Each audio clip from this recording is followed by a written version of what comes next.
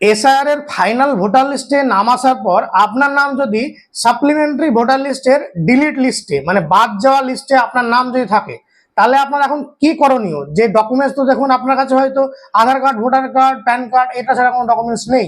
তাহলে আপনি এখন কি করবেন? তো আপনি এখন একটা কাজই করতে পারেন। 11 দফা হিসাবে আপনার ডোমিসিয়াল সার্টিফিকেট বলে একটা ডকুমেন্টস হয়, যেটা হচ্ছে এসডিও বাসিন্দা সার্টিফিকেট।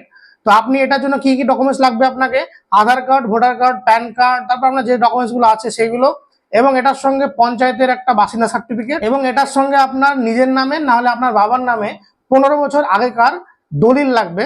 এইগুলো নিয়ে গিয়ে যদি আপনি নিজে পারেন অ্যাপ্লাই করতে তো নিজে করে নেবেন, এবং যদি আপনি নিজে না পারেন তো নিয়ারেস্ট কোনো অনলাইন শপ বা সাইবার ক্যাফেতে গিয়ে আপনি এগুলো অ্যাপ্লাই করে নিতে পারেন। তো এই ভিডিওটা যদি আপনার ইনফরমেটিভ মনে হয়, তাহলে আপনার বন্ধু বান্ধব এবং পরিবারের মধ্যে ভিডিওটাকে শেয়ার করে দেবেন, যাতে তাদেরও এই স্ট্রং ডকুমেন্টসটা অ্যাপ্লাই করতে সুবিধা হয়।